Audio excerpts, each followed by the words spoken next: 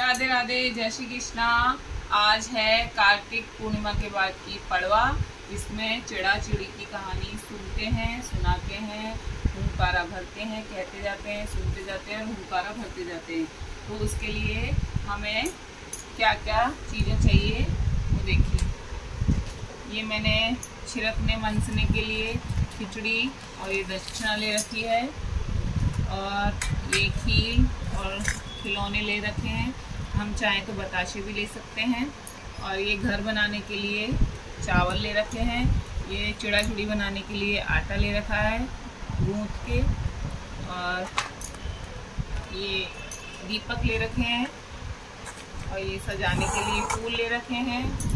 ये बातियां बना के रखी हुई हैं और ये तेल, घी का जलाना चाहें घी का, तेल का जलाना चाहें तेल का, आप दीपक जला सकते हैं। और ये हमने पानी ले रखा है। और ये कथा हमें कार्तिक मास का स्नान करने के बाद ज़रूर सुननी चाहिए।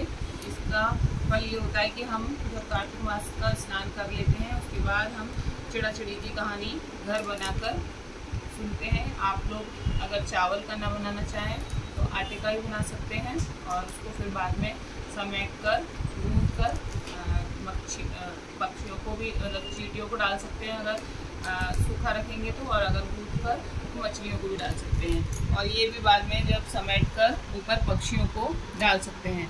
तो हम ये वीडियो शुरू करने जा रहे हैं। उसके बाद आप कहानी सुनिएगा और हुंकारा भरते जाइएगा।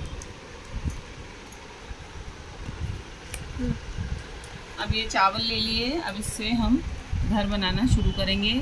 आपको जैसा घर बनाना है 2 BHK, 3 BHK, 4 BHK और बड़ा, तो वैसा आप घर बना दें चावल से।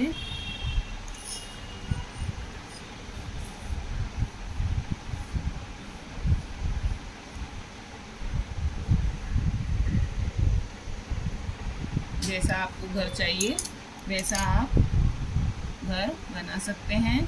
और ये कहानी, ये घर बनाकर सुनने के बाद आप अगले साल फिर से जब ये कहानी सुनेंगे तो अपने खुद के घर में जैसा आपने घर बनाया था उसमें ही सुनेंगे। तो इस कथा को ज़रूर कार्तिक पूर्णिमा के दूसरे दिन ज़रूर सुनें और हुंकारा भरते जाएं।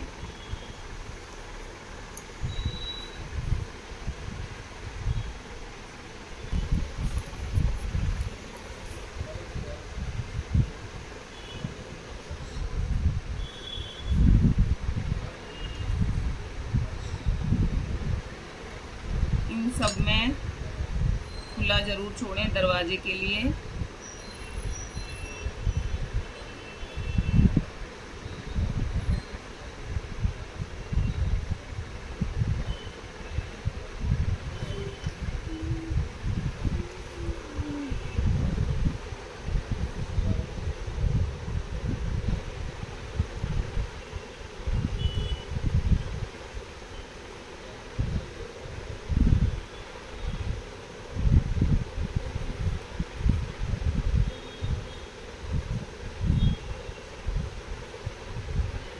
अब ये देखिए हमने चावल का घर बना लिया और कहीं से भी बिल्कुल बंद नहीं करना है।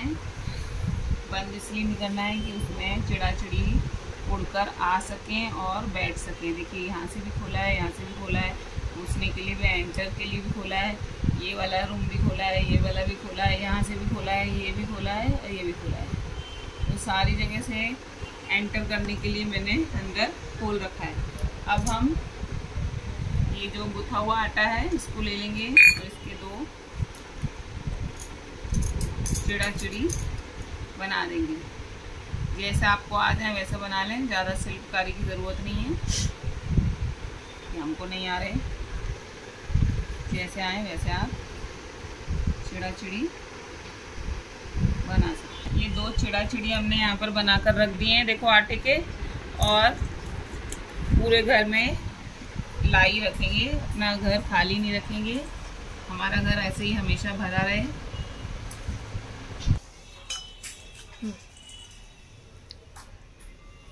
ये पूरा घर भरा रखेंगे, खाली नहीं रखेंगे। और ये चिड़ा चिड़ी के पास भी ये देखो सब में खील है, ये खील बताशे जो लाए थे ये इनको प्रसाद के लिए भी दे देंगे। अब दीपक लेंगे और ये फूल लेंगे, फूलों से भी हम अपने घर को सजा देंगे, गार्डन बना देंगे। हमको गार्डन भी चाहिए तो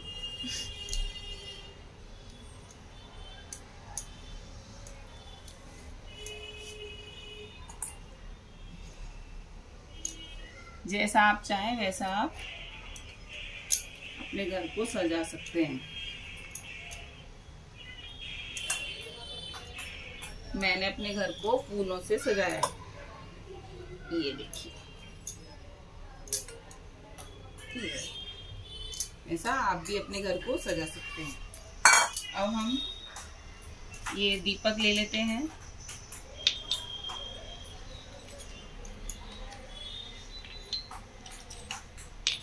पांच भी ले सकते हैं, 7 भी ले सकते हैं। मैंने ये 7 दीपक ले लिए हैं।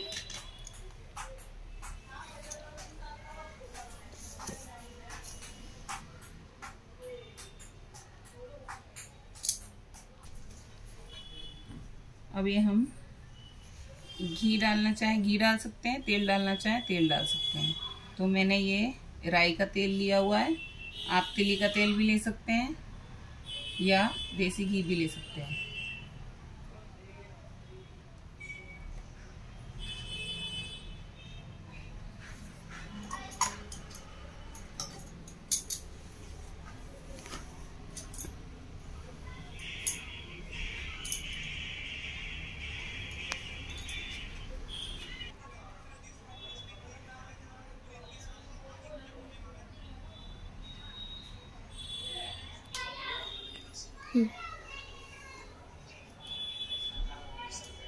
अब हम अपने सारे घर में रोशनी कर देंगे दिवाली की तरह।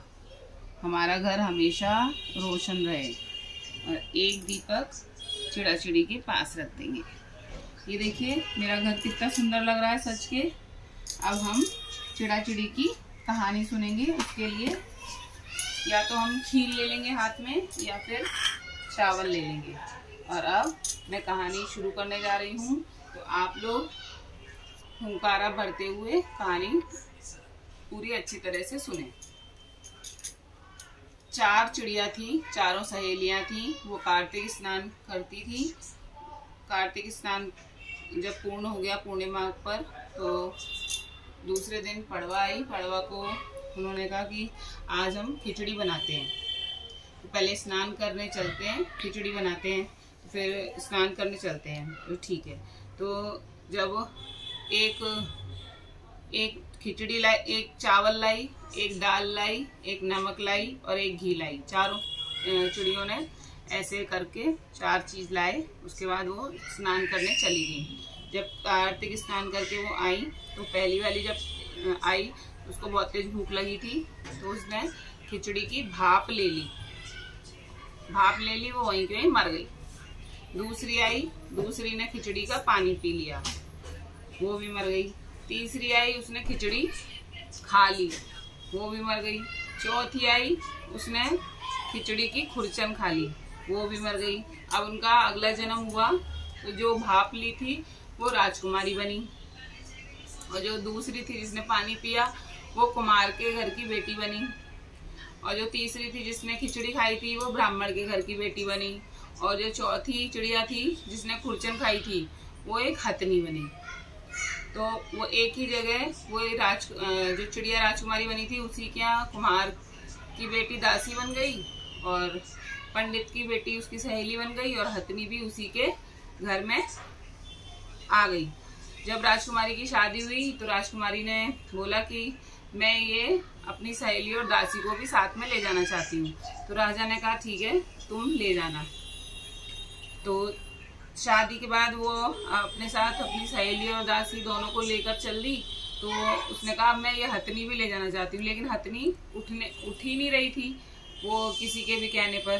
तो राजकुमारी गई और हथनी के कान में कुछ कहा, सोई हथनी उठ गई और साथ में चल दी। ये चीज सब राजकुमार जो जिससे विवाह हुआ था राजकुमारी का, वो देख रहा था। तो उसने पूछा कि जल्दी बताओ तुमने ऐसा हथनी के कान में क्या कहा जो कि वो तुरंत उठ गई, नहीं तो इतने लोगों के उठाने पर वो उठ नहीं रही थी। तो राजकुमारी को पिछले जन्म की सारी बात याद थी। तो उसने पिछले जन्म की सारी बात बताई कि कार्तिक स्नान करने का हमें ये फल मिला कि मैं राजकुमारी बनी, ये ब्राह्मण की बेटी बनी, मतलब ये सब हुआ।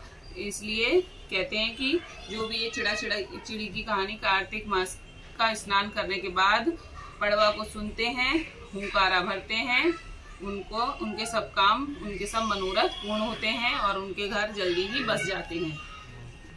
जय हो। जय हो। जैसे चिड़ा चिड़ी की सुनी वैसे सबकी सुनना।